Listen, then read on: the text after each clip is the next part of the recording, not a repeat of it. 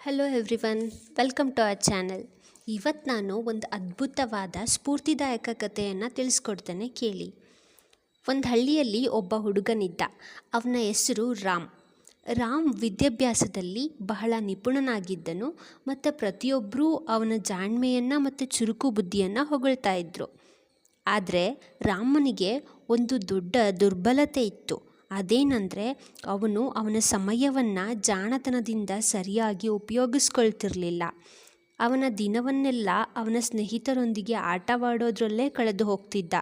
ಮೊಬೈಲ್ನಲ್ಲಿ ಗೇಮ್ ಆಡೋದು ಮತ್ತು ಮೊಬೈಲ್ನಲ್ಲಿ ಅಗತ್ಯವಿಲ್ಲದ ಚಾಟ್ಗಳನ್ನು ಮಾಡ್ತಾ ಸಮಯವನ್ನು ಕಳೀತಾ ಇದ್ದ. ಅವನ ಪೋಷಕರು ಅವನಿಗೆ ಬಹಳ ಸಲ ಸಮಯದ ಮೌಲ್ಯವನ್ನು ತಿಳಿಸ್ಲಿಕ್ಕೆ ಪ್ರಯತ್ನ ಪಡ್ತಿದ್ರು. ಆದರೆ ಸಮಯ ಎಷ್ಟು ಮೌಲ್ಯಯುತವಾದದ್ದು ಎಂದು ಅವನು ತಿಳ್ಕೊಳ್ತಿರ್ಲಿಲ್ಲ. ಯಾವಾಗಲೂ ಅವನು ಯೋಚನೆ ಮಾಡ್ತಿದ್ದ, ನನ್ನ ಬಳಿ ಬಹಳಷ್ಟು ಸಮಯ ಇದೆ ಅಂತ, ನಾನು ಎಲ್ಲವನ್ನ ಆಮೇಲೆ ಮಾಡ್ತೇನೆ ಅಂತ ಹೇಳ್ತಿದ್ದ. ಆದ್ದರಿಂದ ನನಗೀಗ ನನ್ನ ಜೀವನವನ್ನು ಎಂಜಾಯ್ ಮಾಡಲಿಕ್ಕೆ ಬಿಟ್ಬಿಡಿ ಅಂತ ಕೂಡ ಹೇಳ್ತಿದ್ದ. ಒಂದಿನ ಆ್ಯನ್ಯುವಲ್ ಎಕ್ಸಾಮ್ನ ರಿಸಲ್ಟನ್ನು ಅವನ ಶಾಲೆಯಲ್ಲಿ ಅನೌನ್ಸ್ ಮಾಡಿದರು. ಈ ಬಾರಿ ರಾಮ್ ಕೆಳದರ್ಜೆಗಿಂತ ಕಡಿಮೆ ಅಂಕಗಳನ್ನು ಪಡೆದುಕೊಂಡಿದ್ದ. ಅವನು ನಿರೀಕ್ಷಿಸಿದ್ದಕ್ಕಿಂತ ಕೆಟ್ಟದಾಗಿ ಅವನ ಅಂಕಗಳು ಬಂದಿದ್ವು. ಅವನನ್ನು ಹೊಗಳ್ತಿದ್ದಂತಹ ಶಿಕ್ಷಕರೆಲ್ಲರೂ ಈಗ ಬಹಳ ಬೇಸರವಾಗಿ ಅವನನ್ನು ಬೈಲಿಕ್ಕೆ ಸ್ಟಾರ್ಟ್ ಮಾಡಿದರು. ಅವನ ಸ್ನೇಹಿತರು ಕೂಡ ಅವನಿಂದ ಅಂತರವನ್ನು ಕಾಪಾಡಿಕೊಳ್ಳಿಕ್ಕೆ ಸ್ಟಾರ್ಟ್ ಮಾಡಿ ಅವನನ್ನು ನೋಡಿ ನಗ್ತಾ ಇದ್ದರು. ರಾಮ್ ಮನೆಗೆ ಬಂದ ಮೇಲೆ ಅವನ ತಂದೆ ತಾಯಿ ಅವನ ರಿಸಲ್ಟ್ ಕಾರ್ಡನ್ನು ನೋಡ್ತಿರೋದನ್ನು ಗಮನಿಸಿದನು. ಅವನ ತಂದೆ ತಾಯಿ ಬೇಸರದಿಂದ ಅಳುತ್ತಾ ಅವನ ಮಾರ್ಕ್ಸ್ ಕಾರ್ಡನ್ನು ನೋಡ್ತಾ ಇದ್ದರು. ಆಗ ರಾಮ್ ತನ್ನಷ್ಟಕ್ಕೆ ತನ್ನ ಮೇಲೆ ಸಿಟ್ಟನ್ನು ಮಾಡಿಕೊಂಡು ಕುಳಿತುಕೊಳ್ತಾನೆ. ಆದರೆ ಅವನ ಹವ್ಯಾಸಗಳು ಹೇಗೆ ಬದಲಾಯಿಸ್ಕೊಳ್ಬೇಕು ಎನ್ನುವುದು ಅವನಿಗೆ ಗೊತ್ತಿರಲಿಲ್ಲ. ಅದಕ್ಕೆ ಅವನು ಆ ದಿನ ರಾತ್ರಿ ಅವನ ಅಜ್ಜನ ಬಳಿಗೆ ಹೋಗ್ತಾನೆ. ಅವನ ಅಜ್ಜ ಇಡೀ ಹಳ್ಳಿಯಲ್ಲಿ ಬಹಳ ಗೌರವಾನ್ವಿತ ಮತ್ತು ಹಿರಿಯ ಜಾಣ ಅಜ್ಜನಾಗಿರ್ತಾನೆ. ರಾಮ್ ಅವನ ಅಜ್ಜನ ಬಳಿ ಕುಳಿತು ಅವನ ಎಲ್ಲ ತೊಂದರೆಗಳನ್ನು ಹೇಳ್ಕೊಳ್ತಾನೆ. ಆಗ ಅಜ್ಜ, ನನಗೆ ಅರ್ಥವಾಗ್ತಿಲ್ಲ, ನಾನು ಒಳ್ಳೆ ವಿದ್ಯಾರ್ಥಿಯಾಗಿದ್ದರೂ ಕೂಡ ಈ ಸಲ ಫೇಲ್ ಆಗಿದ್ದೇನೆ, ಏಕೆ ಎಂದು. ಅವನ ಅಜ್ಜ ಎಲ್ಲವನ್ನೂ ಜಾಗ್ರತೆಯಿಂದ ಕೇಳಿಸ್ಕೊಳ್ತಾನೆ ಮತ್ತು ನಗುತ್ತಾ ಹೇಳ್ತಾನೆ, ಮಗನೇ, ನೀನು ಒಳ್ಳೆಯ ವಿದ್ಯಾರ್ಥಿ ಆಗಿಲ್ಲ ಅಂದ್ರೂ ಸಮಸ್ಯೆ ಇಲ್ಲ. ಸಮಸ್ಯೆ ಏನಂದರೆ, ನೀನು ಸಮಯವನ್ನು ಸರಿಯಾಗಿ ಉಪಯೋಗಿಸ್ಕೊಳ್ಳದೇ ಇರೋದು. ಸಮಯ ಬಹಳ ಮೌಲ್ಯಯುತವಾದದ್ದು, ಬಹಳ ಮುಖ್ಯವಾದದ್ದು. ನೀನು ಈ ಸಮಯವನ್ನು ಸರಿಯಾಗಿ ಉಪಯೋಗಿಸ್ಕೊಂಡ್ರೆ ನೀನು ಖಂಡಿತವಾಗಿಯೂ ಯಶಸ್ಸನ್ನು ಪಡೆದುಕೊಳ್ತೀಯ. ಆದರೆ ನೀನೇನಾದರೂ ಸಮಯವನ್ನು ವ್ಯರ್ಥ ಮಾಡಿದ್ರೆ ಅದು ನಿನ್ನನ್ನು ಹಿಂದಕ್ಕೆ ಎಳೆಯುತ್ತದೆ, ನಿನ್ನ ಅಭಿವೃದ್ಧಿಯನ್ನು ಕಡಿಮೆ ಮಾಡುತ್ತೆ ಅಂತ ಅಜ್ಜ ಹೇಳ್ತಾನೆ. ಆಗ ರಾಮ್ ಕೇಳ್ತಾನೆ, ಆದರೆ ಅಜ್ಜ, ನಾನು ನನ್ನ ಬಳಿ ಇರುವ ಸಮಯವನ್ನು ಆಮೇಲೆ ಉಪಯೋಗಿಸ್ಕೊಂಡ್ರೆ ಆಗೋದಿಲ್ವಾ ಎಂದು ಕೇಳ್ತಾನೆ. ಆಗ ಅವನ ತಾತ ಗಂಭೀರವಾಗಿ ಹೇಳ್ತಾನೆ, ಇಲ್ಲ ಮಗ, ಸಮಯ ಅನ್ನೋದು ಹರಿಯುತ್ತಿರುವ ನದಿಯ ನೀರಿನ ಹಾಗೆ. ಒಂದು ಸಲ ಇದು ಮುಂದೆ ಹರಿದು ಹೋಯ್ತಂದರೆ ಅದು ಮತ್ತೆ ಹಿಂದಕ್ಕೆ ಬರೋದಿಲ್ಲ. ನಾನು ನಿನಗೆ ಒಂದು ಕಥೆಯನ್ನು ಹೇಳ್ತೇನೆ, ಅದು ನಿನಗೆ ಸರಿಯಾದ ಮೌಲ್ಯವನ್ನು, ಸಮಯದ ಮೌಲ್ಯವನ್ನು ತಿಳಿದುಕೊಳ್ಳಿಕ್ಕೆ ಸಹಾಯ ಮಾಡುತ್ತೆ. ಅಜ್ಜ ಪ್ರಾರಂಭಿಸ್ತಾನೆ. ಒಬ್ಬ ರಾಜನಿದ್ದ. ಅವನ ಹೆಸರು ವಿಕ್ರಮ್. ಇವನ ಬಳಿ ಬಹಳಷ್ಟು ಸಂಪತ್ತು, ಹಲವಾರು ತತ್ವಗಳು ಮತ್ತು ಎಣಿಕೆಯಿಲ್ಲದಷ್ಟು ಸೇವಕರು ಇದ್ದರು. ಆದರೆ ವಿಕ್ರಮ್ಗೆ ಸಮಯವನ್ನು ಹಾಳು ಮಾಡುವುದು ಹವ್ಯಾಸವಾಗಿತ್ತು. ಅವನು ಬಹಳ ತಡವಾಗಿ ಏಳುತ್ತಿದ್ದ. ಅವನ ಸ್ನೇಹಿತರೊಂದಿಗೆ ಹೆಚ್ಚು ಸಮಯವನ್ನು ಕಳೆಯುತ್ತಿದ್ದ. ಸಂಸ್ಥಾನಕ್ಕೆ ಹೋಗುವ ಬದಲು ಸಮಯವನ್ನು ವ್ಯರ್ಥ ಮಾಡುತ್ತಿದ್ದ ಮತ್ತು ಎಲ್ಲ ಕೆಲಸಗಳನ್ನು ಮುಂದಕ್ಕೆ ಹಾಕಿ ನಾನು ಅದನ್ನು ನಾಳೆ ಮಾಡುತ್ತೇನೆ ಅನ್ನುತ್ತಿದ್ದ. ಒಂದು ದಿನ ಒಬ್ಬ ಸಾಧು ಅವನ ಆಸ್ಥಾನಕ್ಕೆ ಬಂದ.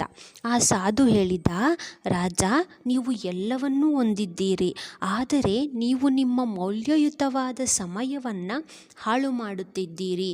ಸಮಯವನ್ನು ನೀವು ಜಾಣ್ಮೆಯಿಂದ ಉಪಯೋಗಿಸುತ್ತಿದ್ದರೆ ಒಳ್ಳೆಯದು, ಆದರೆ ಅದನ್ನು ನೀವು ಜಾಣ್ಮೆಯಿಂದ ಉಪಯೋಗಿಸದಿದ್ದರೆ ಒಂದು ದಿನ ನೀವು ಸಮಯಕ್ಕಾಗಿ ದೊಡ್ಡ ಪಶ್ಚಾತ್ತಾಪ ಪಡುತ್ತೀರಿ ಎಂದನು. ಆಗ ರಾಜ ನಗುತ್ತಾ ಆ ಸಾಧು ಹೇಳಿದ ಮಾತನ್ನು ತಿರಸ್ಕರಿಸಿದನು.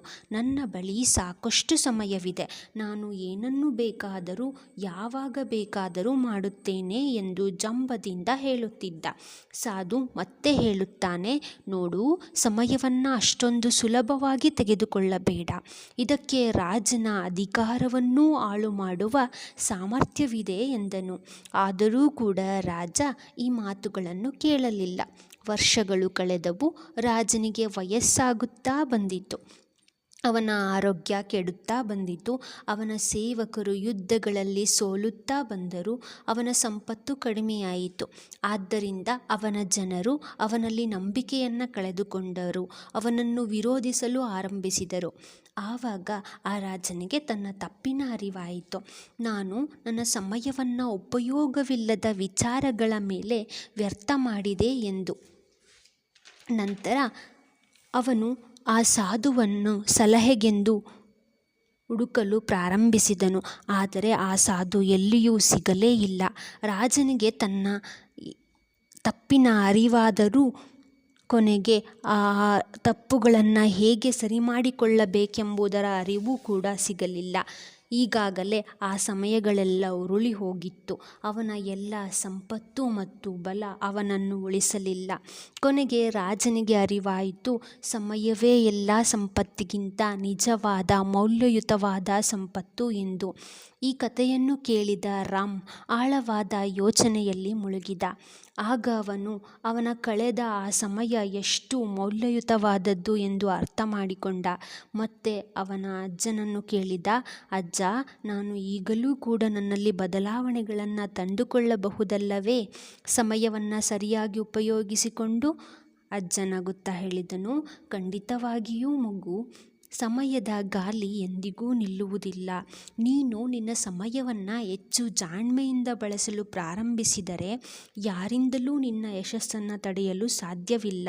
ಮತ್ತು ನೆನಪಿಟ್ಟುಕೋ ಮಗು, ಏನನ್ನೂ ನಾಳೆಗೆ ಮಾಡುತ್ತೇನೆ, ನಾಳೆಗೆ ಓದುತ್ತೇನೆ ಎಂದು ಮುಂದೆ ಹಾಕಬೇಡ. ನೀನು ನಿನಗೆ ಬೇಕಾದದ್ದನ್ನು ಇಂದೇ ಮಾಡು. ಅಂದಿನದಿಂದ ರಾಮ್ ಅವನ ಸಮಯವನ್ನು ಬಹಳ ಪರಿಣಾಮಕಾರಿಯಾಗಿ ಉಪಯೋಗಿಸಿಕೊಂಡನು. ಅವನ ಪ್ರತಿದಿನದ ರೊಟೀನನ್ನು ತಯಾರಿಸಿಕೊಂಡನು. ಅದರಲ್ಲಿ ಪ್ರತಿಯೊಂದು ಕೆಲಸಕ್ಕೂ ಸರಿಯಾದ ಸಮಯವನ್ನು ಮೀಸಲು ಮಾಡಿಟ್ಟ. ಅವನು ಬೇಗನೆ ಏಳಲು ಪ್ರಾರಂಭಿಸಿದ.